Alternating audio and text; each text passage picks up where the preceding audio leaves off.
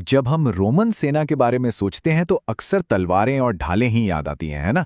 लेकिन उनकी असली ताकत वो थी उनकी रफ्तार। पर सोचिए, उस रफ्तार का क्या फायदा जब रास्ते में राइन जैसी कोई विशाल नदी आकर खड़ी हो जाए। तो आज हम यही समझने वाले हैं कि कैसे रोमन्स ने एक तैरती में सड़क बना डाली और एक तरह से भूगोल के नियमों को ही चुनौती दे दी। तो ये थी नदी की समस्या, जिसे उस दौर में एक तरह से एक अजेय प्राकृतिक दीवार समझा जाता था। मतलब एक ऐसी रुकावट जो किसी भी बड़े से बड़े मिलिट्री कैंपेन को पूरी तरह से रोक सकती थी। और देखिए, ये सिर्फ पानी का तेज बहाव नहीं था, ये एक स्ट्रैटेजिक और साइकोलॉजिकल यानी कि एक मनोवैज्ञानिक दीवार थी जो सेनाओं को बांट सकती थी और एक जीती हुई बाजी को हार में बदल सकती थी। तो फिर एक सेना अपनी रफ्तार कैसे बनाए रखे जब सामने इतनी बड़ी नदी हो? असल सवाल सिर्फ नदी पार करने का नहीं था। असली सवाल था कि एक ऐसी आर्मी जो अपनी पहचान ही अपनी बिजली जैसी तेजी से बनाती है, वो अपनी उस स्पीड को कैसे मेंटेन करे। सोचिए, जब दुश्मन का पीछा करना हो या फिर अचानक से सरप्राइज अटैक करना हो, तब तो एक एक पल कीमती होता है।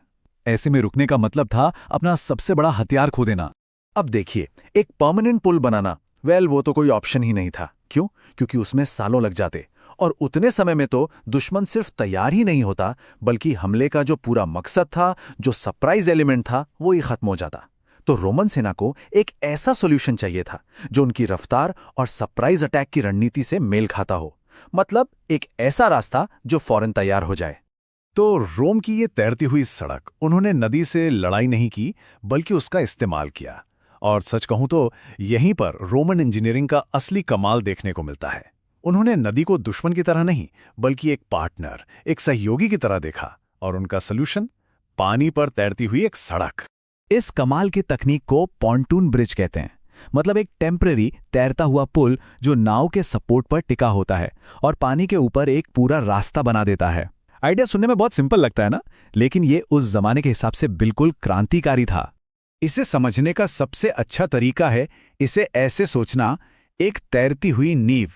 ये बात बहुत अच्छे से समझाती है कि पुल का पूरा वजन किसी एक पॉइंट पर नहीं था, बल्कि पानी की पूरी सतह पर बराबर से फैला हुआ था। जीनियस है ना? अब आते हैं इसे बनाने के तरीके पर। पानी पर पुल बनाना, आखिर ये करते कैसे थे? अब सुनने में ये बहुत मुश्किल लग सकता है, पर असल में ऐसा था नहीं, बल्कि ये उनकी सिस्टमैटिक प्लानिंग का एक बेहतरीन उदाहरण था। पूरी प्रक्रिया 3 आसान स्टेप्स में बंटी हुई थी। स्टेप 1, नावों को सही जगह पर लाना। लकड़ी की नावों को नदी की पूरी चौड़ाई में साइड बाय साइड रखकर एक दूसरे से कसकर बांध दिया जाता था। स्टेप 2, रास्ता बिछाना। इन नावों के ऊपर मोटे मोटे लकड़ी के तख्ते बिछाए जाते थे, जिससे एक सॉलिड रास्ता बन जाता था। और स्टेप 3, लोड को बांटना। ये जो स्ट्रक्चर बनता था वो इतना मजबूत होता था कि पूरे के पूरे लीजन, मतलब हजारों सैनिक, घोड़े और भारी भरकम साजो सामान का वजन पानी की सतह पर बराबर से बांट देता था।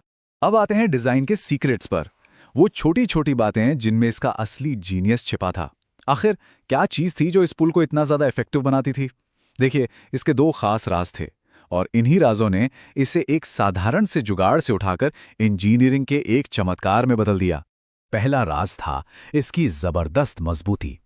सोचिए, नदी का तेज बहाव तो पुल को बहा ले जाएगा, है ना? तो इसे रोकने के लिए पुल को भारी भरकम रस्सियों और लोहे की कीलों से नदी के दोनों किनारों की जमीन में गहराई तक गाड़कर एंकर किया जाता था। इससे ये पुल अपनी जगह पर चट्टान की तरह मजबूत खड़ा रहता था। और दूसरा राज, वो था इसका लचीलापन। अब ये सुनने में थोड़ा अजीब लग सकता है, मजबूती का उल्टा, लेकिन यही तो कमाल था। नावों के बीच के जो जोड़ थे वो एकदम सख्त नहीं थे, बल्कि उनमें थोड़ी फ्लेक्सिबिलिटी थी। इससे होता यह था कि पूरा का पूरा पुल पानी की लहरों के साथ थोड़ा हिलडुल सकता था, थोड़ा झुक सकता था, बजाय इसके कि वो लहरों की ताकत से सीधा टकराए। मतलब उन्होंने प्रकृति के खिलाफ जाने के बजाय उसके साथ मिलकर काम किया। तो ये पुल क्यों इतना मायने रखता था? इसने एक बाधा तो हाईवे में कैसे बदला? देखिए, इसका स्ट्रेटेजिक असर बहुत बड़ा था। ये सिर्फ एक पुल नहीं था, इसने तो जैसे पूरे युद्ध का मैदान ही बदल कर रख दिया। जो नदी एक खतरनाक रुकावट थी, वो अब एक हाईवे बन चुकी थी, और जो भूगोल पहले दुश्मन था, अब वो एक सहयोगी था। इस एक अकेले आविष्कार ने रोम की मिलिट्री स्ट्रैटेजी को जमीन पर हकीकत बना दिया। वो रुकावटें जो पूरे के पूरे कैंपेन को खत्म कर सकती थीं, अब वो रास्ते बन चुकी थीं। इसने सेना को वो काबिलियत दी कि वो बिजली की रफ्तार से आगे बढ़ें और दुश्मन पर अचानक से हमला कर दें। इसका मतलब ये था कि अब दुश्मन भागकर कहीं छुप नहीं सकता था। संक्षेप में कहें तो ये पॉन्टून ब्रिज रोमन मिलिट्री की ताकत का एक बहुत बड़ा हथियार बन गया। और ये सब हमें एक बहुत दिलचस्प सवाल पर लाके छोड़ देता है। आज की मॉडर्न प्रॉब्लम्स को सुलझाने के लिए हम इस प्राचीन सोच से क्या सीख सकते हैं? शायद सबसे बड़ी सीख यही है कि कभी-कभी सबसे बड़ी मुश्किलों का हल उनसे लड़ने में नहीं, बल्कि अपना नजरिया बदलने में होता है और उन्हें एक मौके की तरह देखने में होता है।